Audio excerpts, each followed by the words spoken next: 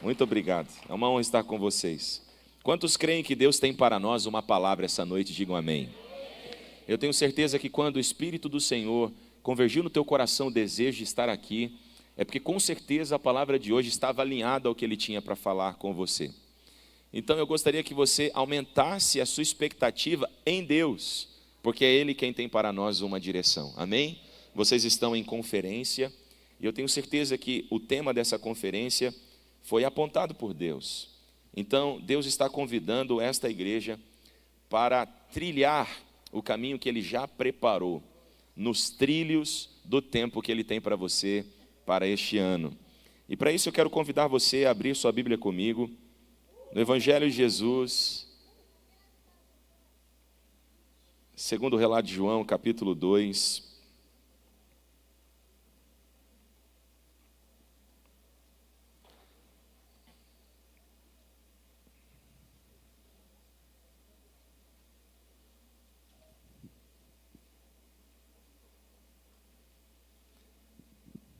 João capítulo 2, versículo 1 a seguir, que diz assim: No terceiro dia, houve um casamento em Caná da Galileia. Preste atenção nisso, porque é muito importante. Eu gostaria que você redobrasse sua atenção agora. Olha o que diz o texto. A mãe de Jesus estava ali. Jesus e seus discípulos também haviam sido convidados para o casamento. Tendo acabado o vinho, a mãe de Jesus lhe disse: eles não têm mais vinho. Vamos ler também versículo 12, que diz assim, Depois disso, ele desceu a Cafarnaum com sua mãe, seus irmãos e seus discípulos, e ali ficaram alguns dias. Pai, fale conosco pelo poder da sua bendita palavra. Leve cativo os nossos pensamentos à sala do trono nesse momento, Senhor, onde a sua verdade e vontade é revelada a nós. Eu te peço, amigo Espírito Santo, por favor, nos leve a um nível mais profundo em Ti, enquanto a Tua palavra for sendo dita, que nenhuma distração ou nenhuma intromissão humana impeça a clareza da Tua voz falando ao coração da Tua igreja essa noite. Eu oro para que a Tua palavra continue sendo limpa, pura como sempre foi, e ela possa produzir em nós efeitos que glorifiquem o Teu santo nome. Seja entronizado em nosso meio, Senhor. Em nome de Jesus eu oro, mais uma vez crendo que o Senhor sempre nos ouve, já te agradeço, em nome de Jesus. Amém. Queridos, esse texto, ele é o retrato do primeiro milagre operado por Jesus no início de seu ministério, e isso não é novidade para uma igreja como essa, bíblica. E eu sei que talvez você olhou para esse texto como a gente costumeiramente olha para os textos bíblicos, a gente lê, e lê de forma corrida, lê levando em consideração aquilo que está sendo exposto para nós ali. E eu gosto de pensar que a Bíblia ela precisa de atenção. Se nós queremos observar a Bíblia com a riqueza que ela tem e propõe a nos entregar, nós precisamos pelo menos fazer 3 coisas todas as vezes que lemos. Nós precisamos parar tudo o que estamos fazendo para observar o texto. E uma vez que a gente faz isso, então, a gente pode dedicar-se a interpretar o texto. E interpretação não tem nada a ver com colocar no texto o que você pensa e o que você acha. Isso é aplicação e vem no final. A interpretação bíblica ela precisa respeitar algumas coisas, dentre elas, a história por detrás da história, o que nós chamamos de contexto histórico. Então a Bíblia interpreta a própria Bíblia, e o contexto ele é extremamente importante. Isso não é aula de teologia, eu só quero te situar naquilo que eu preciso apresentar para você desse texto. E se nós formos levar em consideração a importância do contexto desta história, a gente já chega onde eu preciso chegar com você. Tem uma coisa faltando aqui e não é vinho. Tem algo faltando nesse primeiro milagre que Jesus vai operar e não é o vinho apontado por Maria. E nós devemos perguntar para o texto, onde está? E talvez a pergunta que você esteja fazendo agora é, o que está faltando aí? Vamos prestar atenção? Quem está no texto? Nós lemos, a mãe de Jesus está lá. Quem está no texto? Nós lemos, os discípulos de Jesus e Jesus também estão lá. quem está faltando no texto? José. Cadê José aqui? E uma vez que a gente para fazer essa pergunta, a gente então vai entender a riqueza que está por detrás desse texto. E é uma riqueza que nós precisamos, mais do que pontuar, mas trazer para o nosso coração, se desejamos chegar aonde Deus estabeleceu como destino para nós, enquanto pessoas, mas também enquanto propósito. E quem sabe hoje enquanto igreja. Você precisa perguntar para João 2, por que José não está aí? Vamos levar em consideração alguns fatos importantes? Primeiro, Jesus está dando início ao seu ministério. Nós sabemos que José não é o pai biológico, mas é o pai legal. Inclusive, é José quem vai cadastrar Jesus como descendente legítimo de Davi, porque José, filho de Jacó, era descendente legítimo de Davi. É ele quem vai apresentar Jesus e dar o nome a Jesus. E eu já vou ler isso com você no próprio texto bíblico. Agora, José, que tem a responsabilidade legal, não está presente no momento mais importante da vida de Jesus, que é o seu início ministerial. Por que ele não está presente? E quando nós paramos para fazer essa pergunta, nós precisamos então acentuar outra coisa preocupante. Porque ninguém falou a respeito desse assunto. Você vai ler Mateus, você vai ler Marcos, você vai ler Lucas, você vai ler João, você vai ler as cartas paulinas, você vai ler as cartas dos apóstolos, mas nenhum deles menciona onde foi parar José. Aí teologicamente, os teólogos vão tentar responder e a resposta é: Deus precisou tirar José de cena, porque a paternidade de Deus precisava ser revelada. Jesus não podia ser desclassificado como filho de Deus com a presença de José. Outros, tentando olhar por uma perspectiva mais humana, vão dizer: José não está presente porque quando Jesus inicia o seu ministério, inicia para morrer, e José não suportaria passar pelos processos que Maria passa ao ver Jesus sendo menosprezado, rejeitado, mesmo amando, mesmo cuidando e mesmo fazendo tudo o que fez. E mesmo levando em consideração esses dois fatores acadêmicos, eu quero que você redobre sua atenção, porque eu gosto de pensar que, na verdade, José não é mencionado porque é um assunto muito sensível para ser mexido. É aquela coisa que a gente gosta de evitar de falar porque machuca, porque dói. É aquele assunto que a gente corta a volta porque não quer expor.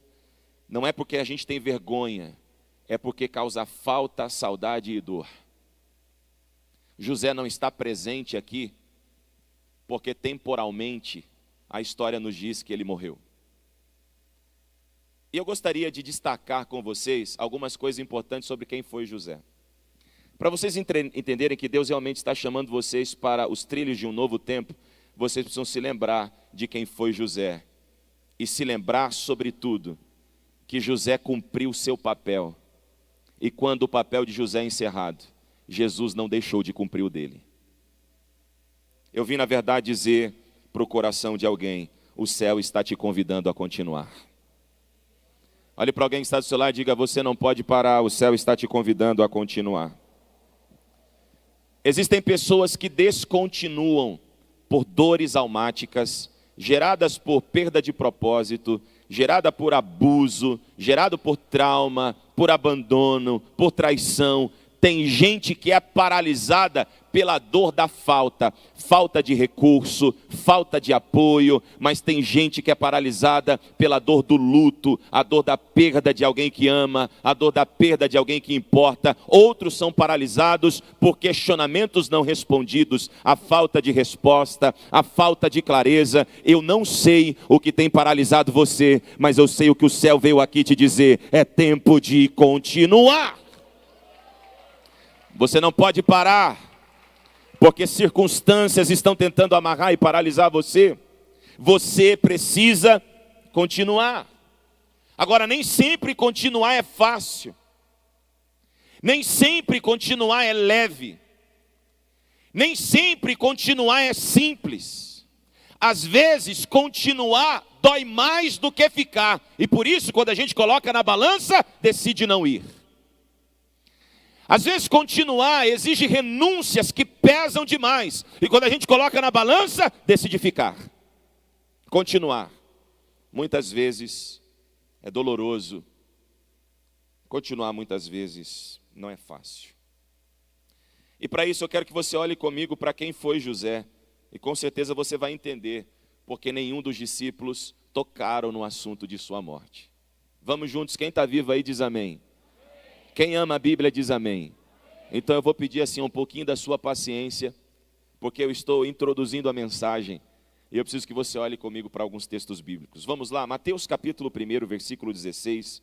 Vamos reconhecer quem José era. Mateus capítulo 1, versículo 16. Jacó gerou a José. Mateus tem o cuidado, preste muita atenção, de deixar claro qual era a linhagem de José. Tem o cuidado de deixar claro quais eram as competências éticas de José.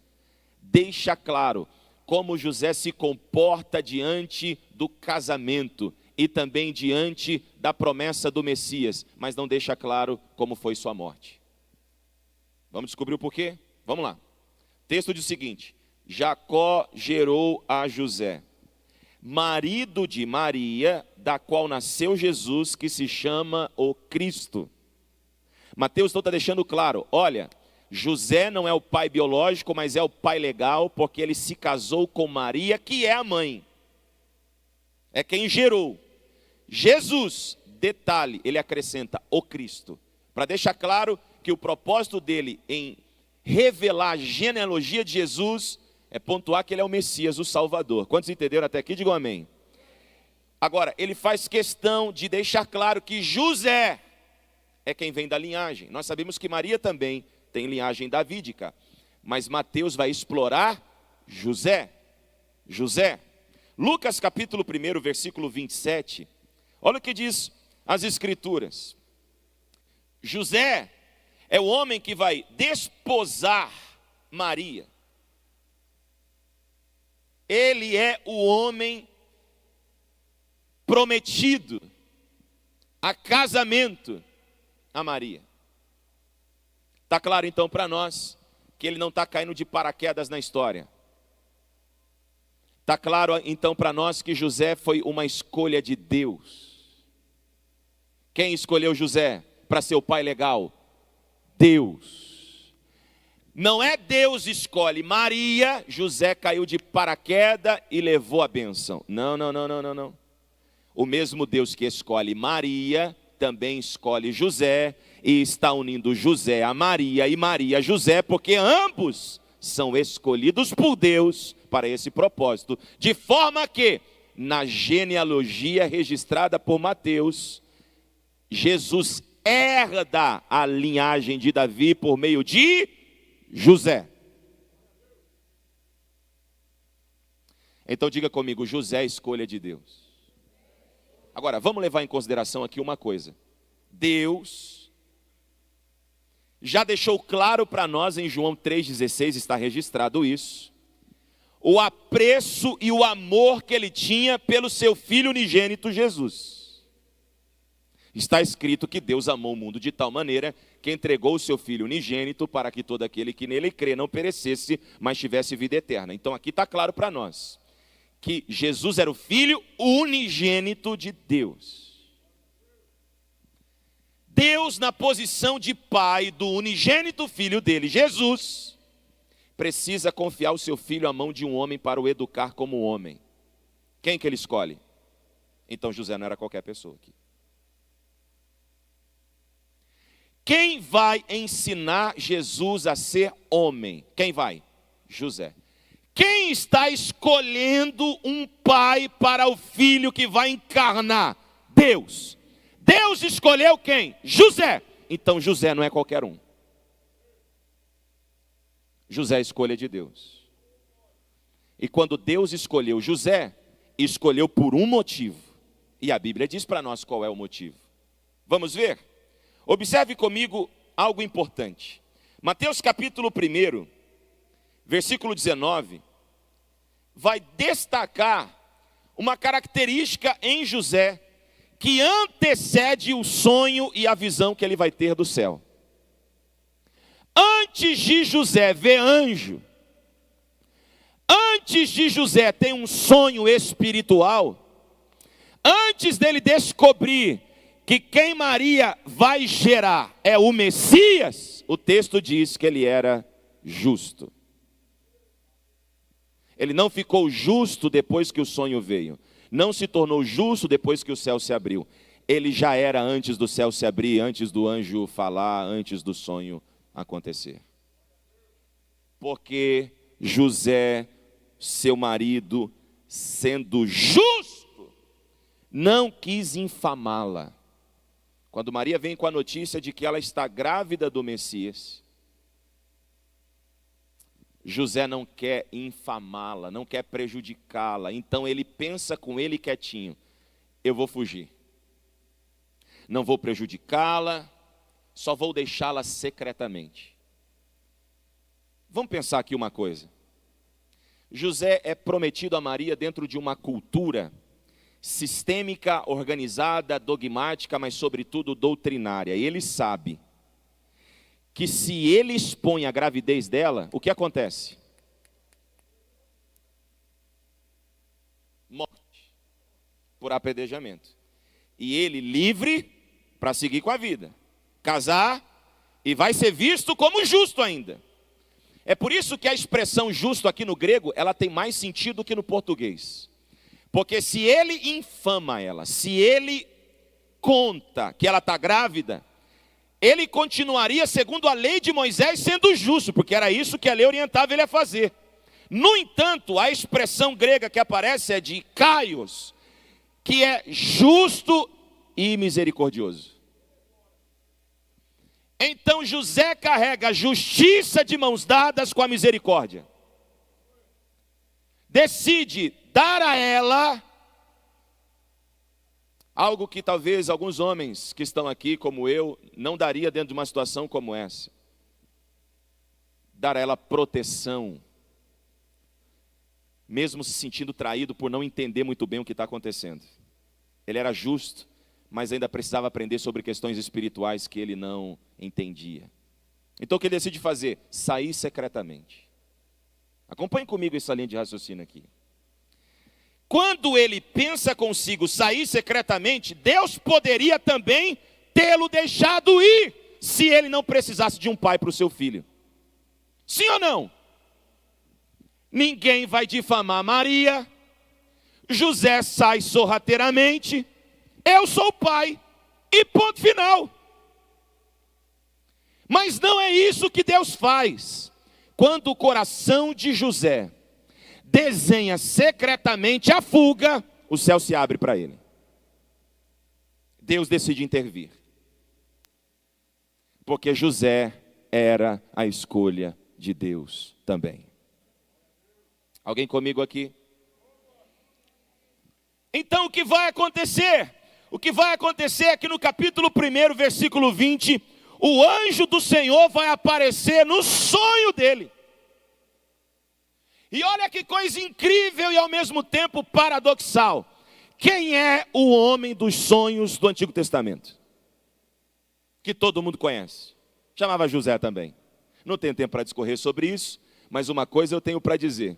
O céu não se abre apenas para os Josés, mas também se abre para todos aqueles que Deus escolhe. Você é escolha de Deus. E eu creio que os céus estão abertos sobre nós. E quem sabe, essa noite, Deus está alinhando os seus passos para o propósito dele. Agora preste atenção. O José tem um sonho. E olha o que diz a Bíblia.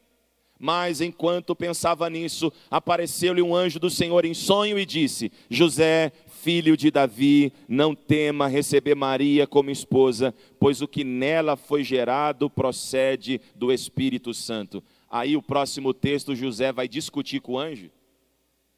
Sim ou não, gente? Não. Ele não abre uma discussão, questionamentos. Então, eu tenho algumas dúvidas, você pode me esclarecer? Ele não pergunta, mas como é que isso vai dar? Como é que um bebê vai parar no ventre de uma mulher sem uma relação afetiva, heterossexual? Como é que isso vai suceder? Ele não pergunta, ele não questiona. Ele ouve e obedece. Ele ouve e crê. Então, José não era um homem comum. José era um homem de Deus. Ele era justo, ele era misericordioso, ele era temente ao Senhor, mas sobretudo ele também era obediente. Bastou Deus falar uma única vez e ele permaneceu ali. Agora, quando a gente começa então a entender o coração de José, a compreender quem ele era enquanto homem, começa a ficar claro para nós porque José não é citado em João 2. E porque nenhum dos discípulos falam da sua morte. Porque não sendo um homem comum, imagine os laços afetivos que ele estabelece com o próprio Cristo. Se não vejamos, Mateus 2,13. O anjo diz para ele, José, dispõe-te, toma o menino e sua mãe e foge para o Egito. O que José faz? Foge. Ele obedece e protege o garoto da morte. Olha a posição dele. Não foi a Maria que o anjo pediu para proteger Jesus e levar para o Egito. Foi a José. Ele é o protetor da família. Olha lá. Mas também é a ele que o anjo aparece e diz, toma o menino, a sua mãe e vai para a terra de Israel. Versículo 19 e 20 do capítulo 2. Ou seja, a quem Deus está orientando sobre os passos de Jesus, enquanto ele ainda não pode dar passos. A quem? José. Quem está cuidando dos passos de Jesus enquanto ele ainda não pode dar passos? José. Quem está levando? Quem está protegendo? Quem está guiando? José. Alguém está aqui? Agora preste atenção em uma coisa. Uma vez que José volta para Israel, onde será o território que ele vai se desenvolver, ou melhor, vai desenvolver Jesus enquanto homem? Em Nazaré. Nazaré. Um vilarejozinho, que não passava de 200 pessoas, segundo os historiadores, e os relatos arqueológicos, um pequeno povoado. É lá que ele vai educar Jesus até os seus 30 anos de idade. Jesus vai dar continuidade ao trabalho desse homem que vai educá-lo. Ele vai educá-lo na carpintaria. Consegue imaginar a cena comigo aqui? Vem cá. Imagina Jesus com 3 anos de idade, na oficina de José, gatinhando, andando e correndo entre os pés de José, enquanto ele quebra pedra na oficina. Porque nos dias Jesus carpinteiro era mais para pedreiro do que para quem mexia com madeira de forma específica.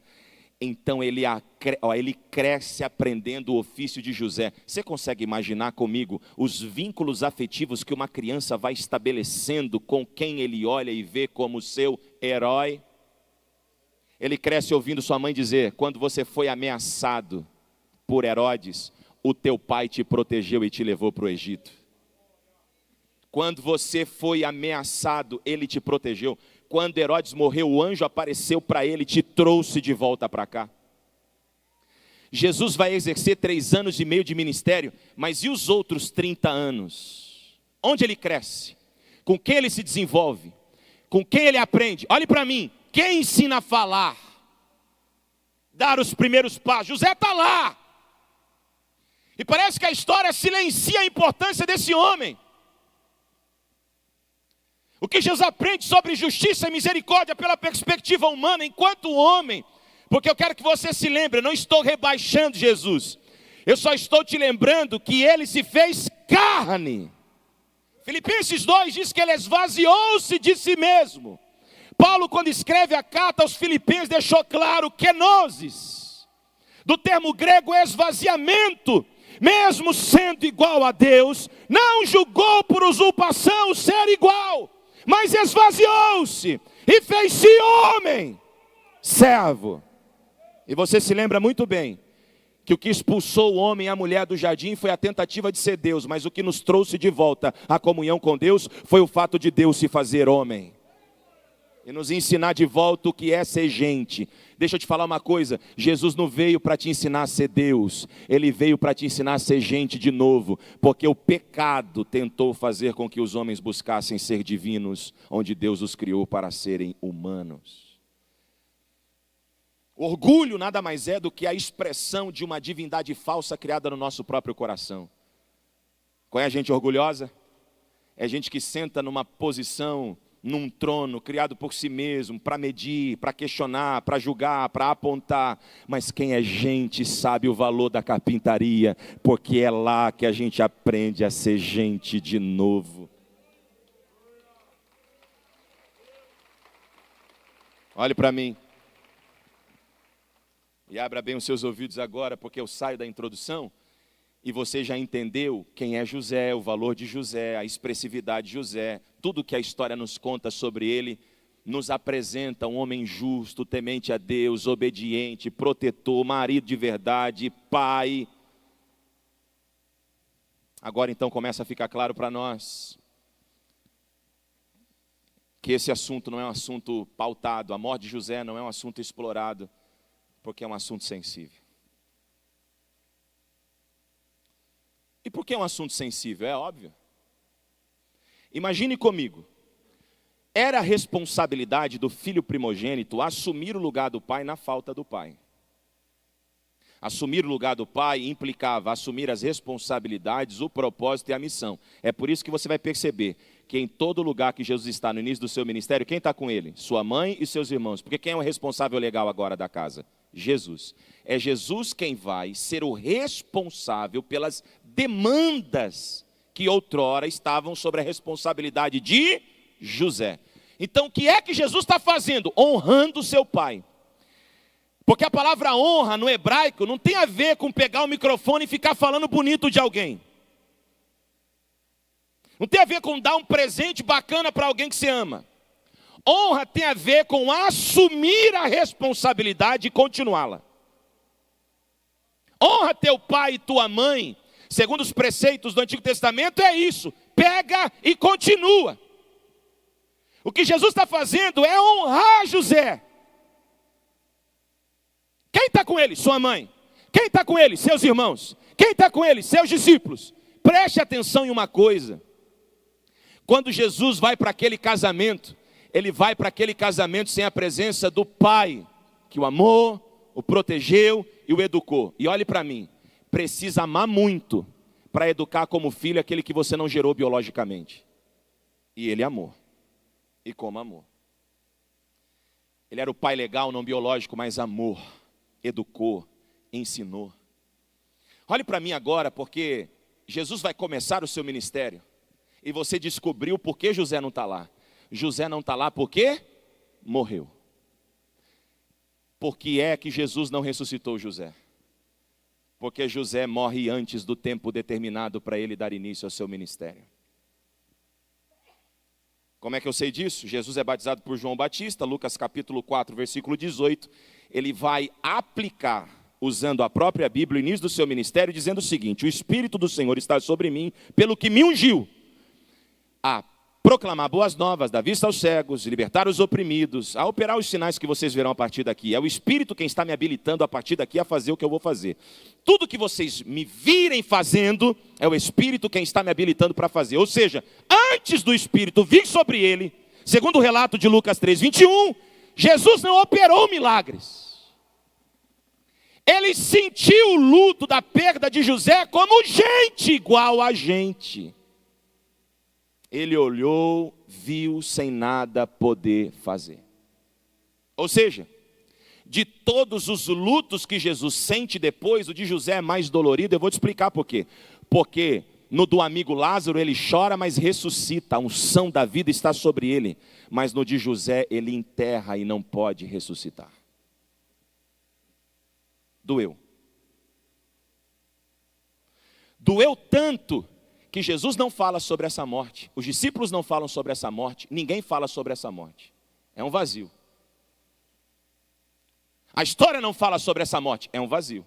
A história fala da justiça, a história fala da proteção, a história fala sobre a fidelidade, a história fala sobre a entrega, fala sobre a espiritualidade, mas não fala sobre a morte. E eu vou explicar para você, porque quem constrói legado não morre, o legado continua mantendo a chama e a história viva. E eu queria chegar aqui com vocês. Os trilhos é de um novo tempo, mas o legado é a continuidade de algo que, uma vez acesa na história de Jales, não pode se apagar. E Deus veio até aqui para dizer para você, igreja, vocês não podem parar.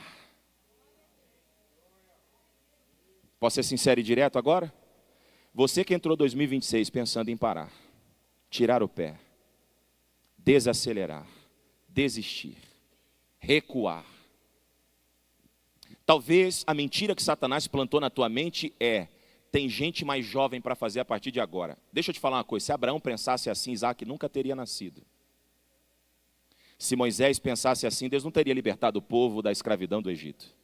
Preciso te lembrar qual idade eles tinham quando começaram a viver o cumprimento da promessa?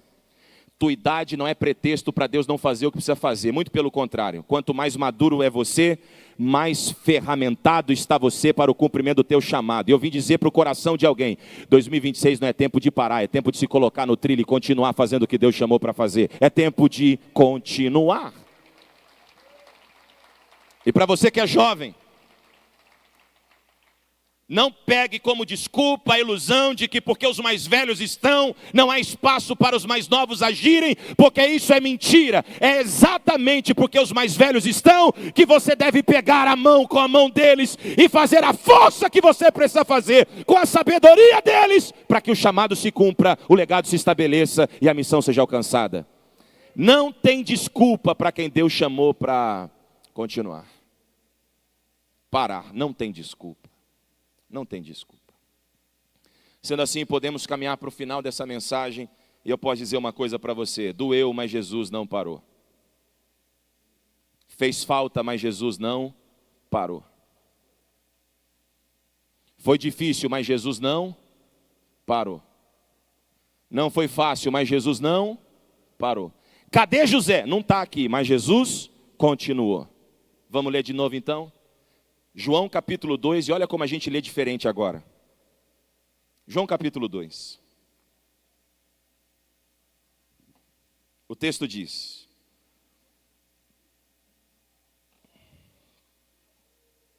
no terceiro dia, houve um casamento em Caná da Galileia. A mãe de Jesus estava ali. Viu porque o autor faz questão de dizer a mãe de Jesus estava ali? Não é uma exaltação à mãe, se o fosse, estava o nome dela aqui. É na verdade uma maneira sutil de dizer, José não estava. O pai não estava. Olha agora, Jesus e seus discípulos também haviam sido convidados para o casamento. E tendo acabado o vinho, viu? No casamento é o vinho que acaba, mas e dentro da casa de Maria, Jesus e os seus irmãos? Uma coisa tinha acabado também.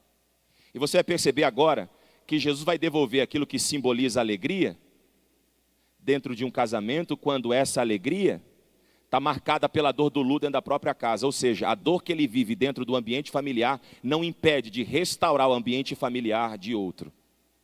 Deixa eu explicar de uma outra forma.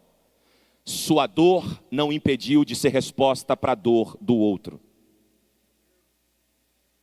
Sua angústia não impediu de ser alegria para o outro. Suas dificuldades não impediu de ser resposta para o outro. Por isso a resposta de Jesus para Maria é: o que tenho eu contigo, mulher. Entendeu agora o tom da resposta? Não é desrespeito. É a alma humana gritando uma falta. Ao ponto dele concluir dizendo: a minha hora ainda não chegou. Mas logo em seguida, ele também ordenar que todos os serventes da festa reunissem água e o colocassem à disposição dele. O que João então está nos colocando aqui é que Jesus, enquanto homem, não esconde a dor que sente. Ele deixa claro, é a gente que precisa olhar o texto de forma humana. Não há nada de errado em sermos espirituais. O problema é quando a gente tenta espiritualizar o que é humano, porque a gente cadencia. A gente fragmenta. E a gente deixa de viver a plenitude do que Deus tem para nós, porque a gente pensa, enquanto eu for quem eu for, eu não posso viver o que Deus tem. E é exatamente o contrário, é do jeito que Deus te criou, que Ele quer fazer na sua vida, o que Ele te criou para fazer. Ou você se esqueceu do que está escrito em Efésios 1:4. Antes que o mundo fosse mundo, Ele te elegeu nele. Do que o próprio Davi diz no Salmo 139. Eu ainda era informe, mas ele estava lá me entristecendo, me formando, desde o ventre da minha mãe. E todos os meus dias foram escritos no seu livro. Você se esqueceu de Jeremias 1:5. No 4 ele diz, a palavra do Senhor veio a mim. No 5 ele revela a palavra, e a palavra é, antes que você fosse formado no ventre da tua mãe, eu já te conheci. É você sendo exatamente quem Deus te criou para ser, que Deus vai cumprir o que Ele tem para realizar na sua vida. Você não tem que caber na expectativa de alguém, você que tem que caber na expectativa do Deus que te criou, porque é Ele que vai cumprir o propósito. No final é sobre quem Deus te criou para ser. Ele não esconde a sua humanidade, muito pelo contrário, Ele grita a sua humanidade. Mas apesar dele deixar claro quem ele é, enquanto homem, ele também vai deixar claro quem ele é enquanto Deus. Fazendo o quê? Transformando a água em vinho. É aqui que a chave vira. É aqui que ele vai dizer, enquanto homem eu sinto falta daquele que não foi mencionado aqui. Mas enquanto Deus, eu vou dar uma lição. E a lição é, quando coisas, circunstâncias, pessoas, ambientes, estruturas, dificuldades, problemas, más notícias, doenças, ou seja lá o que for de mazela desse mundo, recair sobre a sua vida, não pare. Eu não sei quais foram as notícias que te acometeram em 25. Eu também não sei quais são as notícias que ainda virão em 2026. Mas eu sei de uma coisa, Deus está te convidando a olhar para o teu propósito e não para as circunstâncias. Você não pode parar. Aleluia, aleluia. Você pode olhar para alguém que está do teu lado e dizer para essa pessoa, entender em alto e bom som, você não pode parar. E por que eu não posso parar? Porque o teu Cristo não parou. Você não pode parar porque a tua referência não parou. Você não pode parar porque aquele da qual nós seguimos os passos não parou. Você não pode parar porque Jesus não parou. Eu gostaria então, para finalizar, chamar o Ministério de Louvor, a banda aqui para me ajudar a ministrar esse final. E eu preciso aplicá-la de uma forma que você entenda com esclarecimento. A má notícia veio, a crise se estabeleceu, talvez a porta que não deveria ter se fechado se fechou. Olha aqui, por favor. Talvez impedimentos surgiram ou surgirão no meio do caminho, mas Deus está falando para você, não pare. Porque nos trilhos desse novo tempo, vai viver o cumprimento da promessa aqueles que estiverem decididos a continuar. E a primeira mensagem de Deus dessa conferência é, nos trilhos de um novo tempo, você não pode parar. Continue, continue, continue, continue. Vamos mudar o tom da mensagem? Olhe para alguém que está ao teu lado e diga, continue. Continue mesmo quando tudo à sua volta tentar te paralisar. Continue mesmo quando as suas emoções não estiverem estáveis. Continue mesmo quando o médico não der a boa notícia. Continue mesmo quando os exames não forem compatíveis com a expectativa. Continue mesmo quando a porta se fechar. Continue mesmo quando a notícia ruim chegar. Continue mesmo quando a tristeza bateu o coração. Continue mesmo quando o riso foi embora e substituído pelas lágrimas. Continue, continue, continue mesmo quando os amigos te abandonarem. Continue mesmo quando tentarem te trair, continue, continue, continue, continue, continue. Mesmo quando o fechamento financeiro não atender às demandas, mesmo quando o fluxo de caixa não suprir as contas, mesmo quando o noticiário declarar e decretar que o teu setor não vai crescer, vai quebrar. Mesmo quando a tua vida espiritual for atingida por embates espirituais e o desânimo vier. Mesmo quando o arrepio que você chama de presença de Deus, e na verdade é só a sua alma se expondo, não acontecer. O fato do arrepio não vir não significa que o Espírito não esteja aí. Cuidado para não reduzir o Espírito a uma experiência sensitiva, porque música também arrepia, mas só o Espírito Santo edifica no meio do vale. Eu vim dizer para o coração de alguém: não pare. Pelo amor de Deus, tem alguém para levantar as mãos e glorificar o Deus que está nos alertando essa noite, mas também nos movendo. É hora de ligar os motores, igreja, é hora de ligar os motores, é hora de ligar os motores, porque uma vez que a gente está entrando nesse trilho, uma vez que a gente está seguindo esse trilho desse novo tempo, nós não podemos parar. Doeu, mas eu vou continuar. Não foi fácil, mas eu vou continuar. Não foi simples, mas eu vou continuar. Requer renúncia, mas eu vou continuar. Requer lágrimas, mas eu vou continuar. Talvez você está dizendo agora: mas Natan, você não faz ideia do quanto o meu capítulo 2 é doloroso. Eu posso não fazer ideia do quanto o seu capítulo 2 é doloroso, mas eu sei que Jesus quer te usar para transformar água em vinho essa noite. Você não pode parar, porque tem gente precisando do vinho que Deus colocou nas suas mãos. Você não pode parar. Você não pode parar, porque tem gente precisando provar do que Deus entregou para você. Parece simples, parece pequeno, mas quando você disser sim para Deus, mesmo quando tudo à sua volta está tentando te fazer dizer não, Deus vai mostrar para você que o poder dele se revela na sua fraqueza mesmo. Noé, durante 120 anos, pregou, batendo o martelo no prego. Você acha que ele não pensou em parar?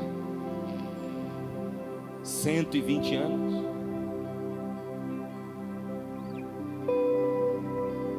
Abraão esperou pelo cumprimento da promessa 25 anos. Leia o capítulo 15 de Gênesis. Ele pensa em parar. Deus visita a tenda e fala: não vai parar não, porque eu sou teu escudo, tua proteção, teu baluarte. Sai para fora da tenda, eu vou mostrar para você quem eu sou, Abraão. Olhe para o céu. Seus olhos não veem, teu coração não sente, mas eu já preparei. É isso que ele está dizendo. Ele pensou em parar, mas o convite de Deus a continuar provocou o seu coração a não desistir. Talvez Deus não está te mostrando os céus hoje, mas Ele está te convidando a tomar uma decisão. Não desista. Continue. Isso é um aquecimento para tudo aquilo que Deus fará nesses próximos dias de conferência. E nesse aquecimento eu já estou dizendo para você: continue. E isso vale para você que estava pensando em nem vir amanhã, mas também vale para você que estava pensando em nem continuar ao longo do ano. Mas Deus está dizendo ao teu coração: agora é a hora de decidir, ter constância, mesmo que todas as forças estão te tentando paralisar. Jesus continuou, e não só a água foi transformada em vinho, mas porque Ele continuou, leprosos foram sarados da sua lepra. Porque Ele continuou, cegos enxergaram. Porque Ele continuou, pais foram devolvidos às suas casas, curados, libertos e transformados. Porque Ele continuou, mulheres foram libertas de possessões demoníacas. Porque Ele continuou, discípulos foram treinados para revolucionar a história, e nós somos resultados da continuidade dele. Porque Ele não parou pela dor, porque Ele não parou pelo luto, porque Ele não parou pelo abandono, porque Ele não parou pela rejeição, porque Ele não parou pela condenação e falsa condenação, porque Ele continuou e continuou até a cruz, e continuou mesmo depois da cruz. E porque Ele continuou, Ele ressuscitou, e nós podemos desfrutar da sua vida. O mesmo Jesus está dizendo para alguém essa noite: continue, você não pode parar. Você não pode parar. Porque Ele continuou, paralíticos andaram. Porque Ele continuou, vidas foram salvas. E talvez você não faz ideia do que Deus quer realizar através de você esse ano, mas através da sua simplicidade, os olhos de alguém vai se abrir, os ouvidos de alguém vai se abrir. Os passos de alguém será devolvido. A vida de alguém será devolvida. A alegria de alguém será devolvida. Você só precisa continuar. Agora eu tenho uma pergunta que requer uma resposta sincera. E a pergunta é: quem aqui essa noite está decidido a não parar, a continuar, sobretudo a dizer para o céu essa noite: eis-me aqui, Senhor, envia-me a mim. Sai do seu lugar e vem aqui à frente reafirmar o teu compromisso com Deus para 2026. Vem aqui dizer: eu faço parte desse novo tempo de Deus, e eu vou trilhar esse caminho. Sim, eu vou trilhar essa jornada. Aleluia. Eu não sei quais são as dores que ao longo de toda a sua vida até hoje tentaram parar você, mas eu sei que há cura para você essa noite, que há restauração para você essa noite, que há vida de Deus para você essa noite. Eu sei que há renovo de Deus para você essa noite. Eu sei que há uma graça de Jesus para você essa noite. Eu sei que a força que você não tem, Ele tem para te entregar. Ele tem o ânimo que você não tem, Ele tem para derramar sobre a sua vida. Você só precisa dizer: sim, Senhor, eis-me aqui, Senhor. Eu vou continuar, eu vou continuar, eu vou continuar. Eu senti tanta presença de Deus na hora que vocês estavam louvando. A mensagem que eu poderia dar a vocês é: continue amando ao Senhor, continue desejando ver essa igreja queimar de amor por Cristo. Aos obreiros diáconos, continuem. Pastor Amélia, continue. PIB de Jales, continue. Você que é de outra cidade, de outra comunidade de fé, continue. Sabe, você não pode parar, porque tudo que Satanás quer te fazer parar é fazer você desistir. Mas Jesus te trouxe para dizer: doeu, mas você não vai parar. Eu te pego pela tua mão direita e te digo: tu és meu, tu és meu, tu és minha, tu és minha. E se você decidir continuar, mesmo que você tenha que passar pelo vale, eu estarei com você. E se passarem pelas águas, elas não te submergirão, porque eu estarei com você. E se passares pelo fogo, eles não te queimarão, porque eu estarei com você. As circunstâncias não te impedirão. Você só precisa decidir continuar. Continuar, não parar. Dia, um homem de Deus, o maior líder da nação de Israel, foi recolhido pelo Senhor. Deus então vai visitar a geração que vai dar continuidade. Ele visita Josué e diz: Josué, o meu servo Moisés. Já para deixar claro para Josué: eu sei exatamente como é não tê-lo aí, é da minha confiança, eu amo, ele é meu. O meu servo Moisés está morto. Agora, se você deseja viver o mesmo nível de intimidade que Moisés vivia comigo, então seja forte e corajoso. Eu serei com você como fui com ele. Sabe por que Deus está dizendo para Josué ser forte e corajoso? Porque Josué não podia parar. Ser forte e corajoso para continuar. Forte e corajoso para não desistir. E o que eu faço então para receber essa coragem, essa força? Medita na minha lei dia e noite, para você se lembrar que muita gente pensou em parar, mas porque decidiram continuar, eu fui com eles e eu serei com você também. Eu fui com Abraão, eu fui com Moisés, eu serei com você. O profeta messiânico, aquele que 700 anos antes de Jesus nascer, é quem o revela à humanidade, chamado Isaías, estava no templo chorando pela morte do rei, seu povo. Estava lá lamentando, chorando. Então está escrito que o céu se abriu, porque mesmo que estava doendo, onde ele estava? No templo, na presença de Deus.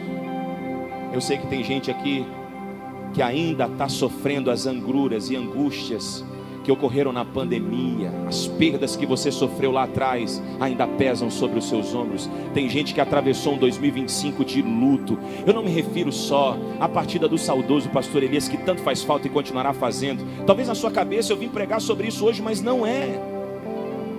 tem dores muito mais profundas que cercam o coração de alguém aqui. E essa não é uma mensagem para um, é uma mensagem para a igreja. Deus está dizendo para você: você não pode parar. Levante a tua cabeça, o céu continua aberto. Ele está chorando, mas o céu está aberto. Ele está chorando, mas o céu está aberto. Ele está chorando, mas o céu está aberto. Eu não sei quais foram as notícias que você recebeu, mas Deus está dizendo: levante os seus olhos, os céus estão abertos. Glória a Deus. Aleluia.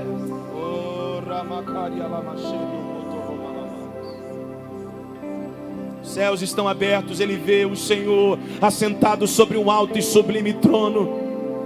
Ele viu o Senhor no meio da dor. Feche seus olhos agora, porque eu creio que o Senhor também quer se revelar a algumas pessoas aqui. Eu não sei quanto tempo faz que você não sente o poder de Deus, que você não sente o fluir do Espírito. Quem sabe a dor traumatizou e paralisou o teu coração, e falta fogo nas suas palavras, falta chama nos seus olhos. Quem sabe faz tempo que você não ora em outras línguas. Quem sabe faz tempo que você não profetiza. Quem sabe faz tempo que você não coloca na prática o dom que há em ti. Mas hoje o céu nos reúne para nos reativar. Eu creio que os céus estão abertos